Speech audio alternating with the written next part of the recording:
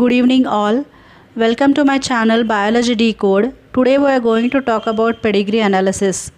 Genetics मधला एक छोटासा टॉपिक आहे जो आज आपण डिस्कस करतोय. एक्झॅक्टली पेडिग्री म्हणजे काय, कोणकोणते सिम्बॉल्स पेडिग्रीचे ॲनालिसिस करताना वापरले जातात, कशा पद्धतीने ॲनालिसिस करावं, काय टिप्स अँड ट्रिक्स त्याच्यामध्ये वापराव्या किंवा ह्या ॲनालिसिसच्या थ्रू आपण नेमकं काय फाइंड आउट करू शकतो, ओव्हरऑल ह्या गोष्टी आपण आजच्या लेक्चरमध्ये डिस्कस करणार आहे. So first of all, what is mean by pedigree. Pedigree म्हणजे काय, तर pedigree it is simply a family tree which shows an inheritance of traits or diseases within that particular family. एखाद्या फॅमिलीमध्ये रन होणारे ठराविक characters, traits किंवा diseases दाखविणारा जो एक फॅमिली ट्री आहे त्याला आपण इथे पेडिग्री असं कन्सिडर करतोय. जर एखाद्याला पेडिग्री चार्ट स्टडी करायचा असेल किंवा पेडिग्रीचं ॲनालिसिस करायचं असेल तर त्याला काही ठराविक सिम्बॉल्स माहीत असणं गरजेचं आहे. तर ते सिम्बॉल्स कुठले आहेत त्याच्याबद्दल आपण इथे बोलणार आहोत पहिल्यांदा. तर इथे काही सिम्बॉल्स मी दाखवलेले आहेत. बेसिक सिम्बॉल्स जे काही आहेत, हा स्क्वेअर असेल किंवा हे सर्कल आहे, याच्यापासूनच आपण स्टार्ट करणार आहोत. तर काही बेसिक सिम्बॉल्स तुम्हाला माहिती असणं गरजेचं आहे. इथे जेवढे नेसेसरी आहेत तेवढे मी दाखवलेले आहेत. परत गरज पडलीच तर ह्यापेक्षा वेगळे काही सिम्बॉल्स आपण चेक करू. सो फर्स्ट ऑफ ऑल इथे बघू शकताय तुम्ही एक स्क्वेअर शेप दाखवला आहे. It indicates male. Basically square असेल किंवा सर्कल असेल, गोल असेल किंवा डायमंड शेप पुढे येतो आहे याच्यात मी दाखवते आहे. हे जे बेसिक शेप आहेत हे काय इंडिकेट करतात, सेक्स किंवा जेंडर इंडिकेट करत असतात. चौकोन मेल आहे आणि जो गोल आहे तो फिमेल आहे. ओके, आता ह्याच्यामध्ये अजून काही चेंजेस केल्यानंतर त्याचं काही मीनिंग बदलतं का, तर येस डेफिनेटली. जर इथे बघू शकता तुम्ही, हा चौकोन दाखवला आहे पण हा असा भरलेला दाखवला आहे, पूर्ण सॉलिड कलर ब्लॉक, पोकळ नाही आहे तो. आधीचा जो सर्कल दाखवला आहे किंवा आधीचा जो स्क्वेअर दाखवला आहे तो पोकळ आहे. इथे जो स्क्वेअर आणि इथं जो सर्कल दाखवला आहे तो आतून भरलेला आहे, ठसठशीत आहे. हे काय इंडिकेट करतं, रिकामा मियरली इंडिकेट्स सेक्स और जेंडर. पण तो जो सॉलिड असेल, कलर ब्लॉक असेल तर तो अफेक्टेड मेल किंवा रिस्पेक्टिवली फिमेल इंडिकेट करतो. स्क्वेअर असेल तर मेल आणि गोल असेल तर फिमेल इंडिकेट करणार आहे. अलॉंग विथ दॅट अजून काही चेंजेस येतात का ह्याच्यामध्ये, तर येतात. हे बघू शकता तुम्ही, ही वाली कंडिशन स्क्वेअरच आहे, इथेही गोलच आहे, पण मध्ये बरोबर सेंटरला ना अशा तिरप्या रेषा मारलेल्या आहेत. हे काय इंडिकेट करतं, डिसीज्ड मेल और फिमेल. स्क्वेअर असेल तर मेल आणि सर्कल असेल तर फिमेल, अशा पद्धतीनं. नेक्स्ट काय येतं याच्यामध्ये, तर ही डायग्राम बघा, ही वाली डायग्राम. पोकळ सर्कल दाखवला आहे आणि त्याच्या आतमध्ये एक ठिपका दाखवला आहे फक्त, किंवा एक डॉटेड स्ट्रक्चर दाखवलं आहे. हे काय इंडिकेट करतं, ऑब्व्हियसली सर्कल आहे तर ते फिमेल आहे आणि कंप्लीट भरलेलं नाही आहे, डॉटेड आहे, फक्त एक डॉट दाखवला आहे, मध्ये एक ठिपका दाखवला आहे. It indicates carrier female. Okay, criss cross इनहेरिटन्समध्ये आपण पुढे जाऊन बघणारच आहे हा कन्सेप्ट काय आहे एक्स लिंक्ड कंडिशनमध्ये. सिम्पली लक्षात ठेवा, गोल आहे पण तो पूर्ण न भरता अगदी अर्धवटही नाही भरलेला, फक्त एक सेंट्रली लोकेटेड एक फक्त ठिपका दाखवला असेल तर ते कॅरियर असं कन्सिडर केले जातात. आणि इथे बघू शकता तुम्ही, इथे कुठेही स्क्वेअर दाखवलेला नाही आहे, फक्त गोलचं स्ट्रक्चर दाखवलं त्यांनी. याचा अर्थ काय आहे, फक्त फिमेल कॅरियर असतात, मेल कॅरियर असत नाही का, कशासाठी, काय कारण आहे, आपण पुढे जाऊन बघूयात. खालील त्याच्यामध्ये बघितलं, खालचं जर डायग्राम बघितली तुम्ही तर काय आहे, डायमंड शेप आहे. हे वालं स्ट्रक्चर, हे डायमंड आहे. डायमंड काय इंडिकेट करतं, एक असं इंडिव्हिज्युअल ज्याचा सेक्स अनस्पेसिफाईड आहे. ओके, डिटरमाइंड नाही आहे.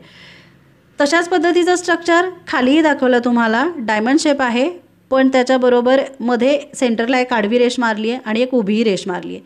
हे काय इंडिकेट करतं, तर स्टील बर्थ. ओके, म्हणजे अगदी मेलेलं बाळ जन्माला जेव्हा येतं ते स्टील बर्थ असं कन्सिडर केलं जातं.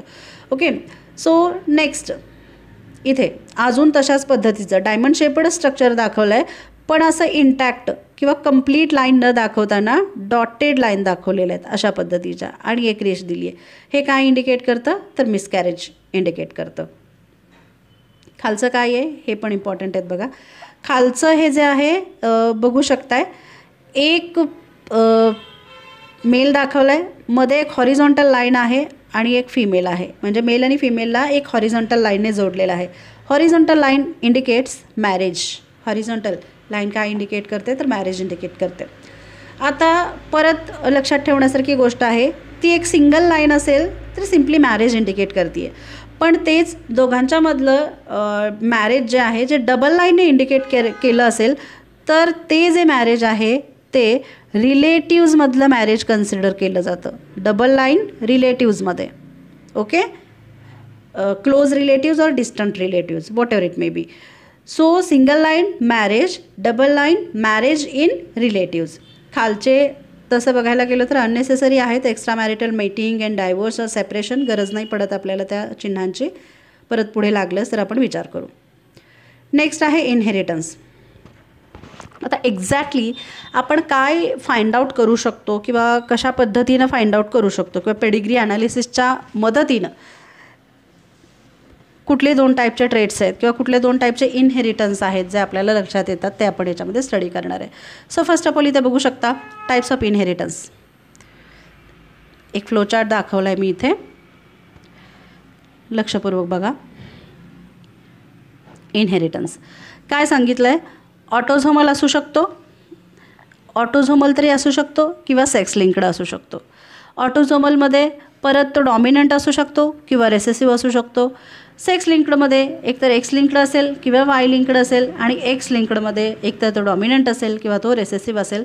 वाय लिंक्डमध्ये अशी डॉमिनंट आणि रेसेसिव्ह अशी कुठलीही कंडिशन आपण तिथे दाखवलेली नाही. का, कशासाठी, कारण डिस्कस करणार आहोत. ओके, तुर्तास एवढं लक्षात ठेवा की इनहेरिटन्स हा काय असू शकतो, 2 टाईपचा असू शकतो. Weather it is a autosomal or sex linked, अशा पद्धतीचं.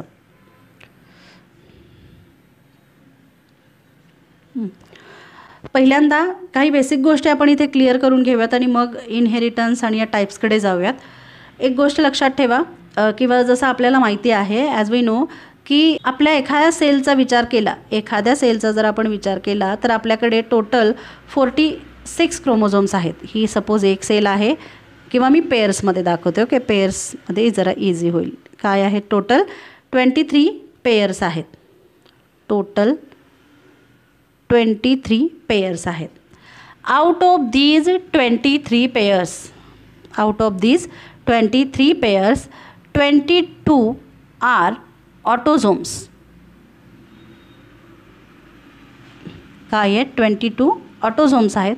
आणि फक्त एक पेयर जी आहे ती कशाची आहे, ॲलोझोमची आहे.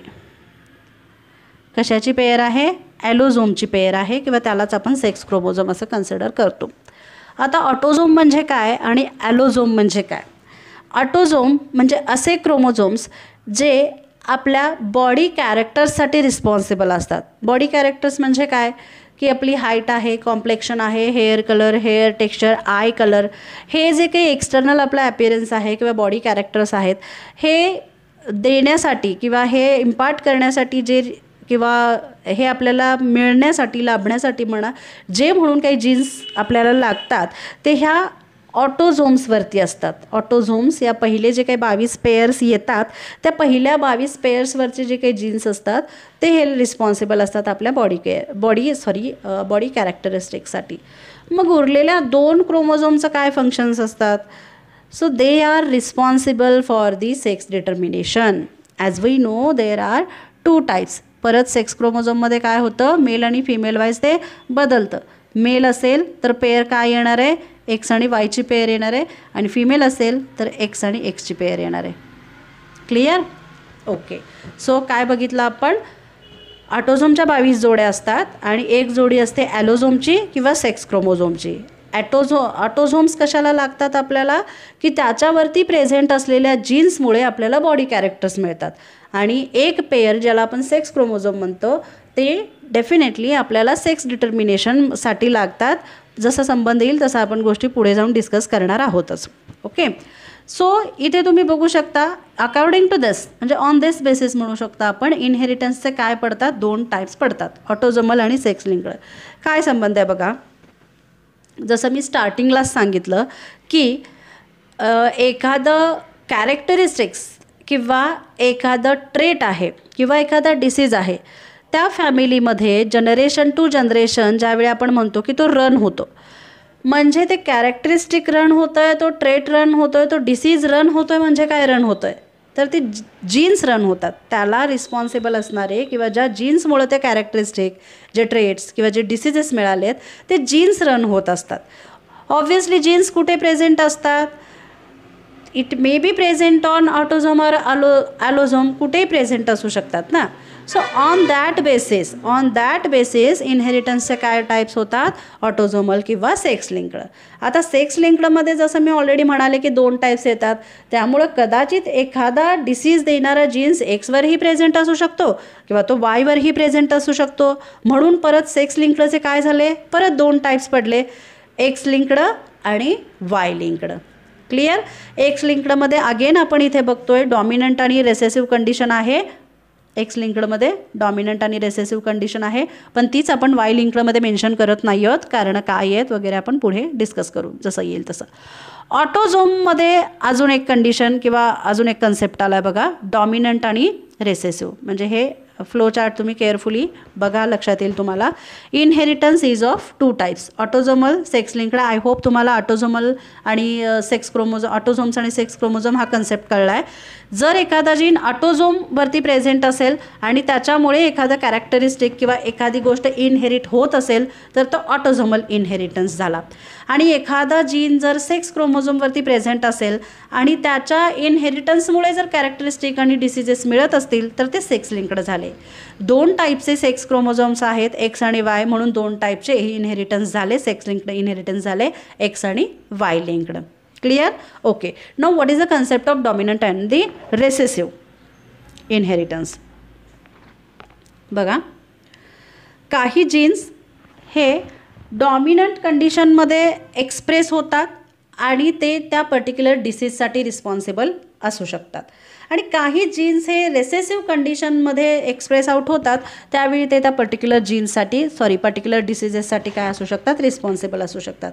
सो जिनोटायपिक एक्सप्रेशन काय येईल ते बघा. डॉमिनंटसाठी कॅपिटल डी अशा हे जे 2 जीन्स ह्या फॉर्ममध्ये किंवा हे जेनेटिक कॉन्स्टिट्यूशन असेल असेच कंडिशनमध्ये जर प्रेझेंट असतील, इट कॉजेस डिसीज.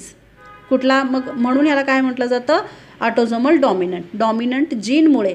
आणि ऑटोझोम ह्या क्रोमोझोमवरती म्हणजे बॉडी कॅरेक्टर्स देणाऱ्या क्रोमोझोमवरती जर डॉमिनंट कंडिशनमध्ये जर जीन्स प्रेझेंट असेल आणि ते डिसीज कॉज करत असतील तर तो तुमचा झाला ऑटोझोमल डॉमिनंट इनहेरिटन्स. अजून डॉमिनंटला काय कंडिशन येऊ शकते? Capital D. आता मी तर डी हा घेतला आहे तो डॉमिनंटवरूनच घेतलेला आहे, त्याचा डीच वापरला आहे. कॅपिटल डी आणि स्मॉल डी ही तुमची कसली कंडिशन आहे? ॲज पर दी मेंडेलियन जेनेटिक्स आपण काही बेसिक कन्सेप्ट्स इथे बघितलेत, डेफिनेशन बघितलेत. कॅपिटल डी काय आहे? होमोझायगस कंडिशन आहे. काय आहे? Just a minute.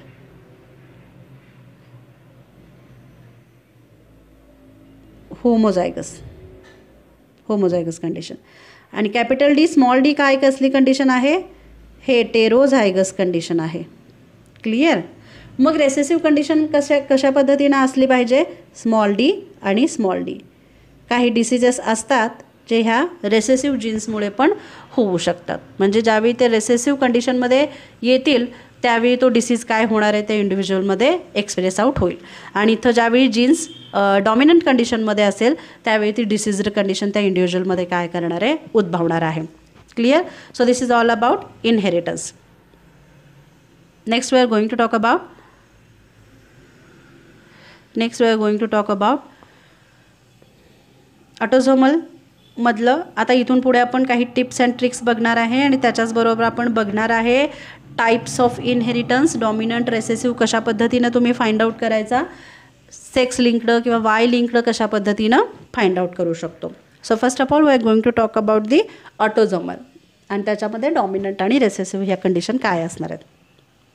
पहिल्यांदा एक गोष्ट लक्षात घ्या, ज्यावेळी आपल्यासमोर एखादा पेडिग्री ॲनालिसिस करण्यासाठी येतो किंवा क्वेश्चन आपल्याला विचारला जातो तर त्या दरम्यान आपल्याला तो पेडिग्री एक तर तो ऑटोझोमल, जसं आता आपण इनहेरिटन्सबद्दल बोललो की इनहेरिटन्स इज ऑफ 2 टाईप्स, 2 टाईपचे इनहेरिटन्स असू शकतात. ऑटोझोमल असू शकतो आणि तो सेक्स लिंक्ड पण असू शकतो. मग पहिलाच क्वेश्चन आपल्यासाठी हा असतो की तुम्हाला तो फाइंड आउट करायचा आहे की तो ऑटोझोमवरती प्रेझेंट असलेल्या जीन्समुळे झाला आहे का सेक्स क्रोमोझोमवरती प्रेझेंट असलेल्या जीन्समुळे झालेला आहे. वेदर इट इज ऑटोझोमल और सेक्स लिंक्ड. डॉमिनंट आहे, रेसेसिव्ह आहे, तो नंतरचा भाग. पहिल्यांदा आपल्याला काय फाइंड आउट करायचं आहे, तो ऑटोझोमल आहे का सेक्स लिंक्ड आहे, ह्या दोनच गोष्टी आपल्याला पहिल्यांदा त्यातून फाइंड आउट करायच्या आहेत. मग कसं फाइंड आउट करणार, काय टिप तिथे वापरणार किंवा काय ट्रिक्स तिथे तुम्ही वापरणार. तर पहिल्यांदा तो जो पेडिग्री आपल्यासमोर आहे तो केअरफुली बघायचा आणि समजा जर त्या पेडिग्रीमध्ये ईच अँड एव्हरी जनरेशनमध्ये मेल आणि फिमेल दोन्ही अफेक्टेड असतील, both male and female progeny gate affected, अशी जर कंडिशन असेल तर डेफिनेटली शुअर शॉट तुमचा जो पेडिग्री, तुमच्या समोर जो पेडिग्री आहे तो कसा असू शकतो, ऑटोझोमल असू शकतो. आता बरोबर ह्याच्या उलटं पुढे जाऊन तर आपण बघणारच आहे सेक्स लिंक्ड, संदर्भ आला आहे म्हणून मी इथे सांगते तुम्हाला कम्पॅरिझनसाठी. मग सेक्स लिंक्ड कसा असू शकतो, तर सेक्स लिंक्डमध्ये एक ठराविक पॅटर्न येईल. एक तर सगळ्या मुली अफेक्टेड असतील किंवा एक तर सगळे मुलं अफेक्टेड असतील किंवा एक तर तुम्हाला ठराविक पॅटर्न दिसेल क्रिस क्रॉससारखा. Okay, grandparents to grandchildrens अशा पद्धतीनं. मग एक्झॅक्टली अशा पद्धतीचे ज्यावेळी दिसतात त्यावेळी ते सेक्स लिंकडसाठी तो पेडिग्री जातो. सो तुम्हाला पहिला प्रश्न हाच असणार आहे की whether it is a autosomal inheritance और it is a sex linked inheritance. तो जो पेडिग्री आहे त्याच्यामध्ये ऑटोझोमवरती प्रेझेंट असणारे जीन्स रिस्पॉन्सिबल आहेत का सेक्स क्रोमोझोमवरती प्रेझेंट असणारे जीन्स रिस्पॉन्सिबल आहेत. आता एकदा का तुम्हाला ह्या प्रश्नाचं उत्तर मिळालं की बाबा हा ऑटोझोमल आहे, समजा तुमच्यासमोर एखादा पेडिग्री आला आणि त्याच्यामध्ये तुम्हाला दिसतं आहे की नाही बोथ जे जेंडर्स आहेत किंवा सेक्सेस आहेत ते अफेक्टेड आहेत, मेलही आहेत आणि फिमेल आहेत. आता इथे कॉन्सन्ट्रेशन रेशो वगैरे ह्या गोष्टी मॅटर नाही करत की 2 मुलं अफेक्टेड आहेत, 2 मुली अफेक्टेड आहेत, 4 मुलं 4 मुली, डझंट मॅटर.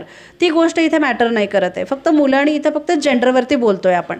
तर फक्त दोन्ही मुलं आणि मुली दोन्ही अफेक्टेड असतील तर definitely you should go for the autosomal inheritance. Okay, आता आपल्याला एकदा कळलं की हा ऑटोझोमल इनहेरिटन्स आहे. नेक्स्ट क्वेश्चन आपल्यासाठी काय उरतो की हा डॉमिनंट आहे का रेसेसिव्ह आहे हे आपल्याला फाइंड आउट करायचं आहे. ओके, खाली काही पेडिग्री दिलेले आहेत, मी दाखवते तुम्हाला. पहिल्यांदा आधी इथले 2 दिलेले स्टेटमेंट वाचून घ्या म्हणजे तुम्हाला गोष्टी लक्षात येतील. डॉमिनंटमध्ये काय टिप्स सांगितलेली आहे की there is a no skipping of generation and second is affected parents may produce unaffected children. काय सांगितलं आहे, फर्स्ट स्टेटमेंट बघा, there is a no skipping of generation. म्हणजे काय की कधीही जनरेशन स्किप होणार नाहीत. म्हणजे ईच अँड एव्हरी जनरेशनमध्ये एक ना एक इंडिव्हिज्युअल तिथं अफेक्टेड तुम्हाला दिसणारच आहे. मे बी सगळे प्रोजेनी अफेक्टेड नसतील, निदान एखादं तरी प्रोजेनी एखादं तरी ऑफस्प्रिंग तुम्हाला अफेक्टेड दिसणारच आहेत. कधीही जनरेशन स्किप होणार नाहीत कारण तो जीनच मुळात डॉमिनंट कंडिशनमुळे तो डिसीजच मुळात डॉमिनंट जीन्समुळे एक्सप्रेस आउट होत असल्यामुळे तुम्हाला कधीही तिथं काय दिसणार नाही तर स्किपिंग ऑफ जनरेशन दिसणार नाही. एखादं तरी इंडिव्हिज्युअल तुम्हाला अफेक्टेड दिसेलच. ओके, तर म्हणजे 1 जनरेशन 4 जनरेशन असतील, 5 किती मोठा तुमच्याकडे जर पेडिग्री असेल तर प्रत्येक जनरेशनमध्ये तुम्हाला काय दिसणार आहे, अफेक्टेड इंडिव्हिज्युअल्स दिसणारच आहेत. अशावरून तुम्ही ओळखू शकता की हा डॉमिनंट आहे. And one more thing, most important statement काय आहे, affected parents may produce unaffected children. आपला जो इथला समोरचा पेडिग्री आहे याच्यावरूनच तुमच्या लक्षात येईल. बघा इथे लक्ष द्या, हे काय आहेत, ही पहिली जनरेशन आहे आणि ही सेकंड जनरेशन आहे. पहिल्या जनरेशनमध्ये both parents are affected, male आणि फिमेल, मदर फादर दोन्ही अफेक्टेड आहेत. And still they are having one unaffected child. Unaffected. Okay, parent affected आहेत, त्यांच्या 3 प्रोजेनी आहेत, पुढच्या जनरेशनमध्ये 3 मुलं झालीत त्यांना. And out of these 3 progenies only 2 और you can say only one is remain unaffected. याच्यामध्ये काय राहिलं आहे, एक अनअफेक्टेड राहिलं आहे. याचा अर्थ काय की जरी पेरेंट अफेक्टेड असतील तरीसुद्धा ते अनअफेक्टेड चिल्ड्रन प्रोड्यूस करू शकतात किंवा जन्माला घालू शकतात. क्लिअर. Okay, next. आता इथे म्हणाल तुम्ही रिकामं दिसतं हे, पण इथे बघू शकता तुम्ही की मुळात ही वाली जनरेशन आहे हे अफेक्टेडच नाही आहेत, त्यामुळे त्यांच्या प्रोजेनीमध्ये कुठेही तो डिसीज यायचा काही संबंधच नाही आहे. ओके, म्हणजे ते स्किपिंग ऑफ जनरेशन नाही आहे. नाहीतर तुम्ही म्हणाल मग परत इथे पहिली जनरेशन दाखवली, ही वाली पहिली जनरेशन दाखवली, ही सेकंड झाली, मग त्याच्या खालची ती तिसरी यायला पाहिजे वगैरे वगैरे, पण असं नाही आहे. खालची तिसरी जनरेशनच आहे. येस, डेफिनेटली ही तिसरी जनरेशन आहे. इथे तुम्हाला कुठेही सगळेच अनअफेक्टेड दिसत आहेत, अफेक्टेड कुठेही दिसत नाही आहेत. But that doesn't mean there is a skipping of generation. नाही आहे, ते स्किपिंग ऑफ जनरेशन नाही आहे. कारण का, तर त्यांच्या पेरेंटमध्येच तो डिसीज नाही आहे, त्यामुळे ते तिसऱ्या जनरेशनमध्ये तो आलेलाच नाही आहे. Okay, next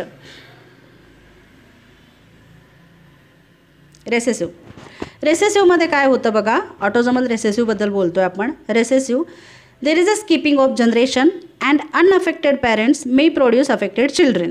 skipping of generation होतं. आधीमध्ये एखाद्या जनरेशनमध्ये तो डिसीज तुम्हाला दिसणार नाही आणि मध्येच उद्भवेल पण. आणि काय आहे मेन इम्पॉर्टंट स्टेटमेंट, लक्षपूर्वक ऐका. Unaffected parents may produce affected children. हे खूप इम्पॉर्टंट आहे. याच्याशी रिगार्डिंग क्वेश्चन्स विचारले जातात. तर पहिल्यांदाच बघा काय म्हणालो आहे आपण, स्किपिंग ऑफ जनरेशन. इथे बघू शकता तुम्ही, ही पहिली जनरेशन आहे आणि ही सेकंड जनरेशन आहे. ओके, हे कोणीतरी आउटसाइडर आहे. ह्या पॅरेंटचे किंवा ह्या कपलचे हे तीन चिल्ड्रेन आहेत. हे आउटसाईड बाहेरून आलेले, त्यांच्या मॅरेज करून त्यांच्या फॅमिलीमध्ये आलेले कोणीतरी आणि ते डिसीज्ड आहे. पण त्यांचे स्वतःच्या 3 मुलांपैकी एकालाही तो डिसीज नाही आहे. इथं कोण अफेक्टेड आहे, इथं फादर अफेक्टेड आहे. ओके, फादर अफेक्टेड आहे अँड स्टील त्यांचे जे कुणी 3 चिल्ड्रेन आहेत, म्हणजे 2 मुली 1 मुलगा, इथे बघू शकता हे तिघांच्यापैकी एकालाही तो डिसीज नाही आहे. म्हणजे काय झालं, स्किपिंग ऑफ जनरेशन. पहिल्या जनरेशनमध्ये तो डिसीज होता, पण सेकंड जनरेशनमध्ये तो डिसीज नाही. This is your first statement. Second स्टेटमेंटवरती लक्षपूर्वक बघा काय म्हणालो आपण, unaffected parents may produce affected children. इथे या परत दुसरी जनरेशन, हे लक्षपूर्वक बघा. 8वे 9वे इंडिव्हिज्युअल्स त्यांनी दाखवलेत ते, हे त्यांचे चिल्ड्रेनवाली लाईन आहे, व्हर्टिकल लाईन. ओके, सो इथे बघू शकता पॅरेंट्सपैकी ना मदरला ना फादरला ना कुणालाच डिसीज आहे, पण अपत्यांच्यापैकी कुणाला डिसीज आहे, एक त्यांच्या मुलीला डिसीज आहे. ओके, म्हणजेच काय झालं, सेकंड स्टेटमेंटवरती लक्ष द्या.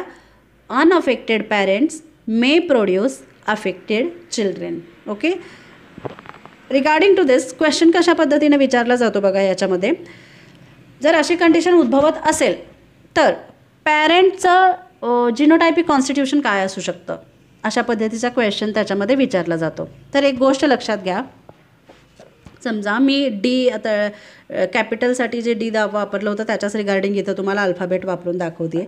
कंडिशन काय असू शकते बघा. तर आपण रेसेसिव्हबद्दल बोलतो आहे, ऑटोझोमल रेसेसिव्हबद्दल बोलतो आहे आणि त्याच्या दुसऱ्या स्टेटमेंटबद्दल बोलतो आहे आपण. तर बघा, पॅरेंटमध्ये कुठंही डिसीज दिसत नाही आहे आणि तरीही त्यांच्या एका मुलीला तो डिसीज आपल्याला इथे होताना दिसतो आहे. काय कारण असावं, किंवा मग पॅरेंटमध्ये काय जेनेटिक कॉन्स्टिट्यूशन असेल की जेणेकरून त्या मुलीला डिसीज झाला असेल, कारण ते स्वतः डिसीजड नाही आहेत. मग कशा पद्धतीचे जीनचे अरेंजमेंट असेल की जे मुलीमध्ये डिसीज उद्भवतो आहे. एक गोष्ट लक्षात घ्या, पहिल्यांदा तर काय असायला पाहिजे होतं, इथं रेसेसिव्हबद्दल बोलतो आहे, याचा अर्थ काय असले पाहिजेत, अफेक्टेड इंडिव्हिज्युअलमध्ये जीन्स कसे असले पाहिजेत, इन होमोझायगस रेसेसिव्ह कंडिशन. बरोबर आहे, मी इथं दाखवते स्मॉल डी दाखवते. Okay, recessive condition. ओके, म्हणजे कुठून तरी अर्थात पॅरेंटमधून आलेले आहेत, पण मग ही कंडिशन अशा पद्धतीनं व्हायला पाहिजे तेव्हा हे डिसीज्ड झालं आहे.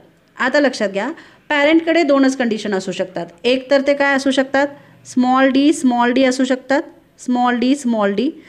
अर्थात ज्यावेळी मी स्मॉल डी दाखवते म्हणजे हे पण अफेक्टेड असायला पाहिजे आणि हे पण अफेक्टेड असायला पाहिजे. बरोबर ना, 2 रेसेसिव्ह जीन तिथं येत आहेत, याचा अर्थ ते तिथं अफेक्टेड असले पाहिजे होते. पण अफेक्टेड दिसत आहेत का, नाही दिसत. ओके, म्हणजे ते अफेक्टेड नाही आहेत, याचा अर्थ त्यांच्याकडे काय असले पाहिजे, कंडिशन कसली असली पाहिजे त्यांची, कॅपिटल डी स्मॉल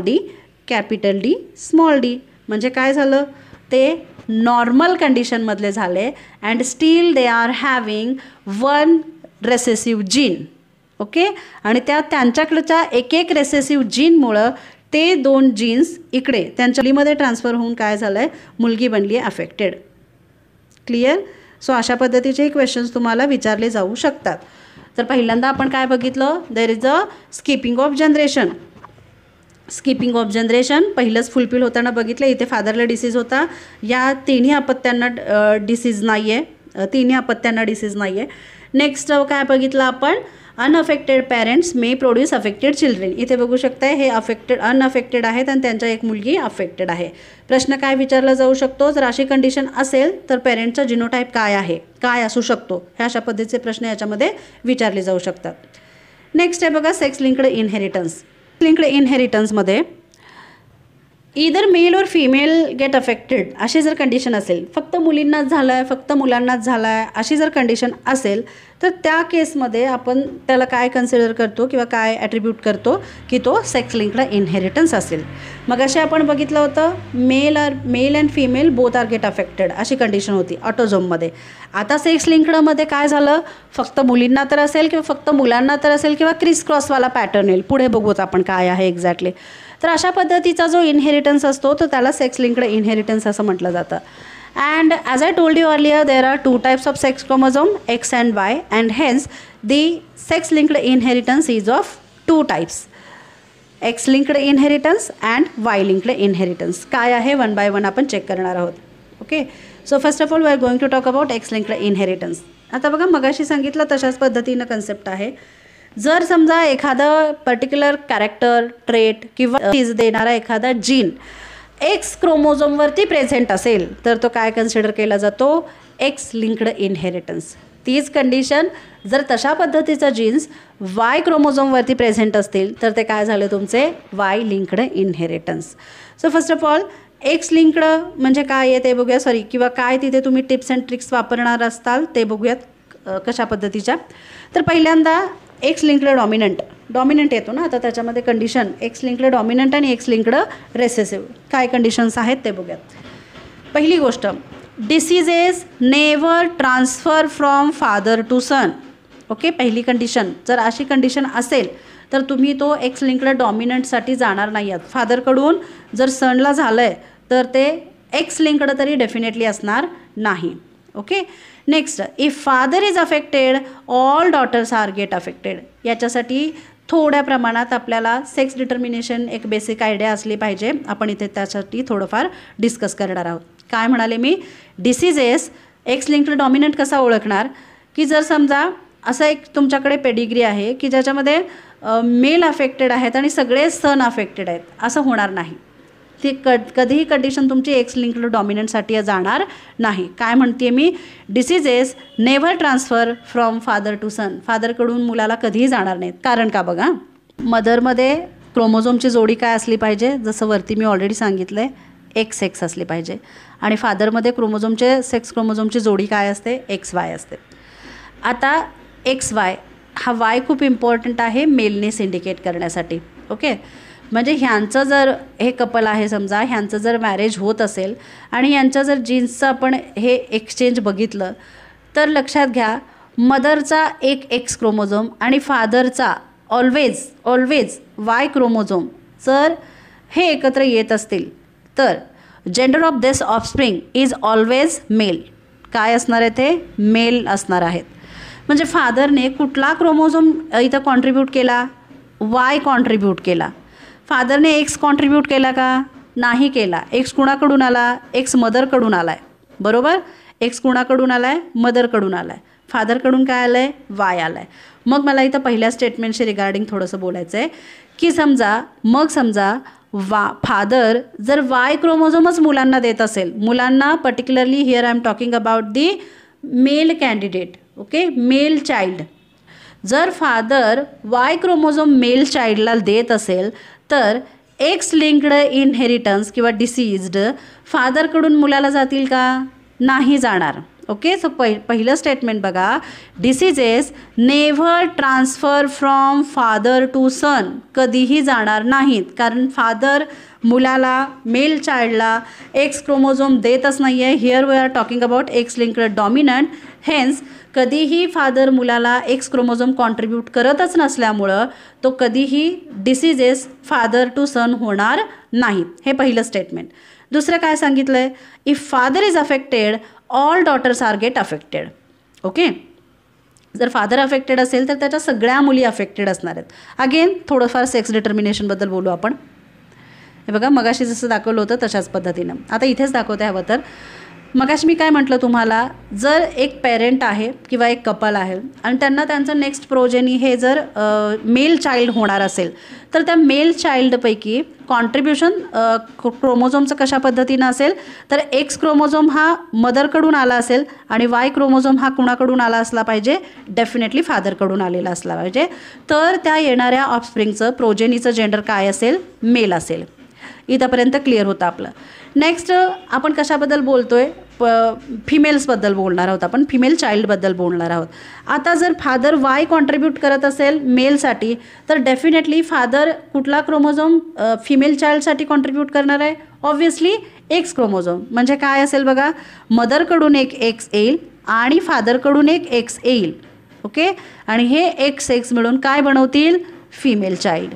हे एक्स मिळून काय बनवतील, फिमेल चाइल्ड किंवा डॉटर असं तुम्ही म्हणू शकता. क्लिअर आहे. म्हणजे डोक्यात एवढी गोष्ट क्लिअर ठेवा की फादर कधीही एक्स क्रोमोझोम मुलांना कॉन्ट्रीब्यूट करत नाही तर एक्स क्रोमोझोम मुलींना कॉन्ट्रीब्यूट करतो. आणि वाय क्रोमोझोम ऑलवेज कुणाला पास ऑन होणार आहे, मुलांच्यामध्ये तो पास ऑन होणार आहे. हेच तर आहे ना sex determination. Okay, so basically आता इथे लक्षपूर्वक ऐका की जर फादर अफेक्टेड असेल, ओके, त्याच्याकडे एकच एक्स क्रोमोझोम आहे आणि तो अफेक्टेड आहे. जर समजा एखादा फादर अफेक्टेड आहे आणि त्याला कितीही म्हणून मुली असतील पुढे जाऊन, म्हणजे 1 2 3 4 कितीही मुली असतील तर त्याच्या प्रत्येक मुलीला तो डिसीज होणार आहे. कारण फादर ऑलवेज काय कॉन्ट्रीब्यूट करणार आहे, एक्स क्रोमोझोम हा मुलींनाच कॉन्ट्रीब्यूट केलेला आहे. त्यामुळे जर तो क्रोमोझोमच अफेक्टेड असेल, त्याच्यावरतीच ते अफेक्टेड जीन्स प्रेझेंट असतील तर ऑब्व्हियसली तेच पुढे पास ऑन होणार आहेत त्यांच्या डॉटरमध्ये. Is this clear? ओके, पुढे बोलूया. एक्स लिंक्ड डॉमिनंटबद्दल बोलतो आहे आपण. कसा फाइंड आउट करणार तुम्ही, खालचा पेडिग्री बघू शकताय तुम्ही. हा पेडिग्री बघा, just a minute. Okay, generation first second and third हे ऑलरेडी मेन्शन केलेलं आहे त्याने. आता जनरेशन फर्स्ट सेकंड थर्ड लिहिलं आहे, पण नॉर्मली जनरेशन दाखवताना रोमन अंकांचा वापर केला जातो. फर्स्ट सेकंड अँड थर्ड अशा पद्धतीनं. इथे बघू शकताय फादर अफेक्टेड आहे आणि त्याच्या किती ऑफस्प्रिंग्स आहेत त्याला, तर त्याला टोटल 5 ऑफस्प्रिंग्स आहेत आणि ह्या 2 मुली आहेत. ह्या दोन्हीच्या दोन्ही मुली अफेक्टेड आहेत. जसं मी ऑलरेडी सांगितलं तुम्हाला की फादर ज्यावेळी त्याचा एक्स क्रोमोझोमच मुलींना पास ऑन करतो आहे तर डेफिनेटली जर तो अफेक्टेड असेल तर सगळ्याच्या सगळ्या मुली त्याच्या काय होतील, अफेक्टेड होतील. क्लिअर? अशा पद्धतीनं. सो हा एक पेडिग्री आपण याच्या रिगार्डिंग बघितला आहे. याच्यावरून तुम्ही फाइंड आउट करू शकता की तो एक्स लिंक्ड डॉमिनंट आहे. एक्स लिंक्ड इनहेरिटन्समध्ये मी 2 टाईप सांगितले तुम्हाला, एक्स लिंक्ड डॉमिनंट आणि एक्स लिंक्ड रेसेसिव्ह. त्यातलं पहिला आपण डिस्कस केला आहे एक्स लिंक्ड डॉमिनंट. काय सांगितलं की कधीही फादर टू सन डिसीजचं ट्रान्सफॉर्मेशन होणार नाही, कारण आपण एक्स लिंक्डबद्दल बोलतो आहे. आणि कधीही नेहमी जर फादर अफेक्टेड असेल तर त्याच्या जेवढ्या म्हणून काही मुली असतील त्या सगळ्याच्या सगळ्या अफेक्टेड असणार आहेत. So this is all about X linked dominant. Next X linked recessive काय आहे बघा. Males are more prone and shows criss cross inheritance. आता काय कन्सेप्ट आहे इथे, मेल का जास्त प्रोन आहेत. अगेन थोडंफार आपण हिमोफिलिया, कलर ब्लाइंडनेस यांच्या संदर्भात थोडंफार डिस्कस करणार आहोत आणि ऑब्व्हियसली सेक्स डिटर्मिनेशनबद्दल थोडंफार डिस्कस करणार आहोत. Okay, so Chris cross inheritance म्हणजे काय आहे, तो पॅटर्न काय आहे याच्याबद्दलही थोडं बोलणार आहोत आपण याच्यामध्ये. सो फर्स्ट ऑफ ऑल बघा, मेल हे नेहमी जास्त प्रोन असतात. कशासाठी? एक्स लिंक्ड रेसेसिव्हसाठी. थोडंसं तुम्हाला एखादा पेडिग्री समोर आला की डिस्कस करावं लागेल, केअरफुली बघावं लागेल आणि तुम्हाला तो फाइंड आउट करावा लागेल तुम्हाला तिथे क्रिस क्रॉस इनहेरिटन्स दिसतोय का. ओके, तर तुम्हाला ते लक्षात येईल इझिली. मी पुढे जाऊन सांगणारच आहे तुम्हाला क्रिस क्रॉस इनहेरिटन्स म्हणजे काय आहे एक्झॅक्टली. तर बघा, मेल जास्त प्रोन आहेत. का मेल जास्त प्रोन आहेत त्याचंही कारण आपण याच्यामध्ये चेक करणार आहे. आता मी इथं एक कंडिशन घेते आहे, हिमोफिलिया.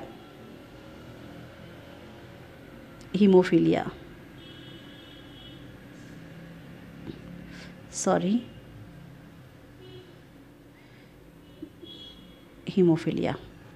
ओके, कंडिशन काय आहे बघा. तर ह्या हिमोफिलियाचा एच अशा पद्धतीनं मी वापरते आहे डॉमिनंट कंडिशनसाठी आणि रेसेसिव्ह कंडिशनसाठी स्मॉल एच. अशा पद्धतीचे 2 अल्फाबेट मी इथे वापरणार आहे डेमॉन्स्ट्रेट करण्यासाठी. काय कंडिशन आहे बघा.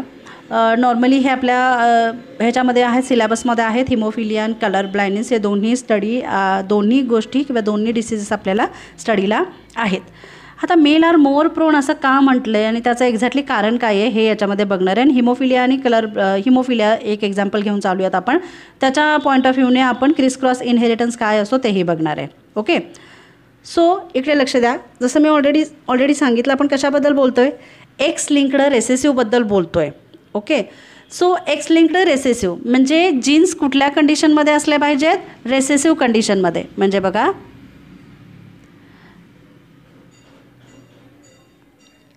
एच ही कंडिशन कसली असणार आहे, डिसीज्ड कंडिशन असणार आहे. स्मॉल एच ही कंडिशन कशी असणार आहे, डिसीज्ड कंडिशन असणार आहे. ओके, कॅपिटल एच ही कंडिशन कशी असणार आहे, नॉर्मल असणार आहे. मेल अँड फिमेलमध्ये हे बदलतं, मी येते परत त्याच्यावरती. कॅपिटल एच नॉर्मल असणार आहे. आणि कॅपिटल एच स्मॉल एच ही कंडिशन याच्यावरती लक्ष द्या. कॅपिटल एच आणि स्मॉल एच ही जी कंडिशन असणार आहे ही इथे काय असणार आहे तर नॉर्मल असणार आहे. कॅपिटल एच नॉर्मल, किंवा ही जी कंडिशन आहे याला कॅरियर म्हणूयात आपण. म्हणजे हे फिजिओलॉजिकली किंवा फिजिकली हे नॉर्मल आहेत, but they are carrying one recessive genes, hence they are considered as a carrier. And here we are talking about the females particularly. कुणाबद्दल बोलतो आहे आपण, फिमेल्सबद्दल बोलतो आहे. एक्स अशी कंडिशन आहे ही. ओके, किंवा मी हे असं दाखवते, जस्ट अ मिनिट. हे बघा, हे अशी कंडिशन आहे, हे फिमेल झालं. एक्स ही डिसीज्ड झालं. आणि ही कंडिशन काय झाली, ही कंडिशन झाली कॅरियरची. ओके, हे काय झाले, डिसीज्ड झाले. हे झाले डिसीज्ड आणि हे झाले नॉर्मल. आणि तुम्हाला जीन्स कुठले दिसत आहेत, क्रोमोझोम कुठले दिसत आहेत, एक्स दिसतो आहे. ऑब्वियसली काय असणार आहेत, फिमेल असणार आहेत. सो ह्या कंडिशनवरती लक्ष द्या. मग अशी मी एक सिम्बॉलमध्येही तुम्हाला दाखवलं होतं, सांगितलं होतं कॅरियरचा संबंध पुढे येतो म्हणून. काय दाखवलं होतं आपण, हे असं सिम्बॉल बघितलं होतं. पोकळ आहे, गोल आहे, अर्थात फिमेल आहे. पोकळ आहे पण मध्ये एक सेंट्रल लोकेटेड एक अशा पद्धतीनं डॉट केला होता. बरोबर आहे, हे असं डॉटेड स्ट्रक्चर दाखवलं होतं विच इंडिकेट्स कॅरियर. आणि ऑब्व्हियसली त्या कोण असतात, फिमेल असतात. गोलच दाखवला होता, स्क्वेअर दाखवला नव्हता. तर तो स्क्वेअर काय येत नाही हे डिस्कस करूया म्हणालेले मी पुढे जाऊन तुम्हाला, त्याच्याचबद्दल आपण इथे बोलणार आहे. आणि मेल का प्रोन असतात ह्या स्टेटमेंटचं इथे आपण एक्सप्लेनेशन बघतो आहे. हे एवढं क्लिअर आहे का. जर हिमोफिलिया किंवा कलर ब्लाइंडनेस, आता मी इथं फक्त हिमोफिलियाबद्दल बोलतो आहे कारण मी ते अल्फाबेट इथे वापरलेत. जर डॉमिनंट कंडिशनमध्ये जीन्स असतील, एक्सप्रेस आउट होत असतील, ऑब्व्हियसली डॉमिनंट कंडिशनच्या जीन्सच्या डॉमिनंट कंडिशनमुळे डिसीज होणार नाही आहे. ओके, ते नॉर्मल इंडिव्हिज्युअल्स असणार आहेत. जर जीन्स रेसेसिव्ह कंडिशनमध्ये आले, रेसेसिव्हमधली पेअर आली तरच ते काय करतील, डिसीज कॉज करतील. आणि जर समजा एक कॅपिटल एक डॉमिनंट असेल तर, किंवा एक डॉमिनंट आणि एक रेसेसिव्ह असेल तर तेव्हा मात्र फिमेल काय असतील, कॅरियर असतील. कॅरियर म्हणजे काय, फिजिकली नॉर्मल. आता त्या डिसीज्ड नाही आहेत, कुठलंही लक्षण नाही आहे, काय नाही आहे, पण ते काय कॅरी करतायत, एक स्मॉल एच कॅरी करतात. आणि समजा पुढे जाऊन त्यांचं एका अशा पार्टनरशी लग्न झालं की ज्याच्याकडे एक ज्याच्याकडे एक ऑलरेडी रेसेसिव्ह कंडिशनमधला जीन आहे, तर त्याच्या कॉम्बिनेशनने त्यांचे पुढचे प्रोजेनी काय होऊ शकतात, डिसीज्ड होऊ शकतात. अशा पद्धतीनं आता हीच कंडिशन मेलमध्ये काय असू शकते ते बघूया. नॉर्मल, कॅरियर किंवा डिसीज्ड कशा पद्धतीनं. आता बघा, मेलमध्ये क्रोमोझोम काय असणार आहेत, मेलमध्ये क्रोमोझोम असतील एक्स आणि वाय. कशाबद्दल बोलतो आहे आपण, एक्स लिंक्ड रेसेसिव्हबद्दल बोलतो आहे. ओके, आता समजा जर मेलमध्ये एक्सवरती हा एक असा क्रोमोझोम असा जीन आहे, कॅपिटल जीन आहे, डॉमिनंट जीन आहे सॉरी, तर ते काय असतील? नॉर्मल असतील. काय असतील? नॉर्मल असतील. आणि त्यांच्या एका एक्स क्रोमोझोमवरती हा स्मॉल असेल, एकच आहे हां, पण रिसेसिव्ह कंडिशनमध्ये आहे तर ते नॉर्मल असणार नाहीत किंवा ते कॅरियर असणार नाहीत. ते डिरेक्टली काय असतील? ते डिरेक्टली अफेक्टेड असतील. They are diseased or you can say affected. मेलमध्ये कॅरियर हा कन्सेप्ट येत नाही. आपण ऑलरेडी डिस्कस करून झाला आहे, सिम्बॉल्स बघून झालेत. सिम्बॉल्समध्ये कुठेही स्क्वेअर असत नव्हता. मग अशी फिमेलमध्ये काय बघितलं आपण? तर 2 एक्स क्रोमोझोम होते. आता मेलमध्ये तशी कंडिशन येत नाही. एक एक्स आहे आणि एक वाय आहे. आणखी एक गोष्ट लक्षात घ्या, इथे हे 2 जे क्रोमोझोम आहेत एक्स अँड वाय, हे एक्स अँड वाय क्रोमोझोम काय आहेत? नॉन होमोलॉगस क्रोमोझोम आहेत. ते काही होमोलॉगस क्रोमोझोमची पेयर नाही आहे. होमोलॉगस क्रोमोझोमची पेयर नसल्यामुळे ह्याचा कुठला अलील इथं प्रेझेंट असत नाही किंवा ह्याचा कुठला अलील इथंही प्रेझेंट असत नाही. त्यामुळे ज्यावेळी हे सिंगली एक्सप्रेस आउट होतात त्यावेळी एकतर ते नॉर्मल असू शकतात किंवा एकतर जर रेसेसिव्ह कंडिशनमध्ये आला तर डिरेक्टली डिसीज्ड किंवा अफेक्टेडच असू शकतो. मग तो तिथे कॅरियर वगैरे ही कंडिशन मेलमध्ये येत नाही. त्यामुळं इथे लक्षात घ्या, ह्या स्टेटमेंटचा अर्थ समजून घ्या. ह्यावाल्या males are more prone to the diseases. का असं म्हटलं आहे त्यांनी? कारण फिमेलमध्ये एक कंडिशन दाखवली होती मी तुम्हाला. फिमेलमध्ये एक एच, कॅपिटल एच आणि एक स्मॉल एच, ही कसली कंडिशन आहे? कॅरियर आहे. इथे तुम्ही म्हणाल एकच रेसेसिव्ह जीन आहे. येस, डेफिनेटली एकच रेसेसिव्ह जीन आहे. फिमेल नॉर्मल आहेत कारण त्याला डॉमिनेट करायला त्याच्याकडे एक डॉमिनंट जीन प्रेझेंट आहे विच इज कॅपिटल एच. पण मेलमध्ये एकच जरी जीन असला तरी तो डिरेक्टली अफेक्ट करणार आहे कारण ह्याला डॉमिनेट करायला कुठलाही डॉमिनंट जीन तिथे प्रेझेंट असत नाही. म्हणजे इथं एक जीन असला एक जीन असला तर फिमेल अफेक्टेड नाही होत डिरेक्टली, त्या कॅरियर होतात. पण मुलांच्यामध्ये मेल्समध्ये एक जीन जरी रेसेसिव्ह कंडिशनमध्ये असला तर ते कॅरियर वगैरे होत नाही, ते डिरेक्टली अफेक्टेड होऊ शकतात किंवा डिसीज्ड होऊ शकतात. And hence men are more prone towards that particular disease. कशामध्ये बोलतो आहे आपण? सेक्स लिंक्ड रेसेसिव्हबद्दल बोलतो आहे आपण. नेक्स्ट आहे shows criss cross inheritance. Shows criss cross inheritance काय कन्सेप्ट आहे? इथे बघू शकता तुम्ही, फिमेल अफेक्टेड आहे. तिच्या 4 अपत्यांच्यापैकी 2 अफेक्टेड आहेत आणि ते कोण आहेत? मेल आहेत. एका मुलाला, ही बाहेरून आलेली मुलगी आहे मॅरेज करून ह्या फॅमिलीमध्ये, सून आली आहे, ती पण काय त्यांच्या फॅमिलीमध्ये काय आहे? अफेक्टेड आहे. आणि त्यामुळं ह्या फॅमिलीमध्ये म्हणजे त्यांच्या 3ऱ्या जनरेशनमधले सगळेच्या सगळे काय आहेत? अफेक्टेड आहेत. ही काय झाली? जनरेशन फर्स्ट, ही जनरेशन सेकंड आणि ही जनरेशन थर्ड, अशा पद्धतीनं. दुसरा मुलगा जो अफेक्टेड होता त्याच्या संदर्भात इथं काही नाही मेन्शन केलेलं. हां, एक मुलगी जी, ह्या मुलीवरती लक्ष द्या, ही नॉन अफेक्टेड किंवा अनअफेक्टेड होती. तिचं एका नॉर्मल माणसाशी लग्न झालं, बट स्टील तिला जो झालेला मुलगा आहे तो कसा आहे? अफेक्टेड आहे. आता काय कारणं असू शकतात? अगेन कन्सेप्ट तोच येतो, कॅरियरचा आणि डॉमिनंट अँड रेसेसिव्ह कंडिशनचा. बघूयात आपण एक्झॅक्टली काय झालं आणि हा पॅटर्न काय आहे, क्रिस क्रॉस इनहेरिटन्सचा पॅटर्न काय आहे ते बघूयात. हे बघा काय झालं इथं मदर डिसीज्ड आहे. ओके, म्हणजे काय आहे? डिसीज्ड आहे म्हणजे जीन्स कुठल्या कंडिशनमध्ये आहेत? दोन्ही रेसेसिव्ह कंडिशनमधले आहेत. काय असणार आहे? एक्सवरती एक स्मॉल एच असणार आहे आणि एक स्मॉल एच असणार आहे. बरोबर आहे. आता ऑब्व्हियसली ॲज वी नो की काय झालं याच्यामध्ये, एक एक्स क्रोमोझोम काय आलं आहे याच्यामध्ये? त्यांच्या ऑफस्प्रिंगवरती लक्ष द्या. आता हे मी काढून टाकते हवं तर. ओके, ह्याच्याबद्दल इथं बोलते. हे बघा, हे फिमेलचं जिनोटायपिक एक्सप्रेशन हे असं, कॉन्स्टिट्यूशन हे असं असायला पाहिजे.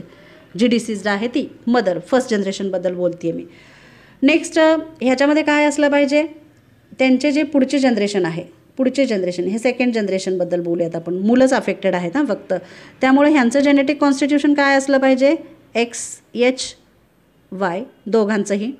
ओके, आणि इथे ह्या मुलीवरती लक्ष द्या की ती डिसीज्ड नाही आहे.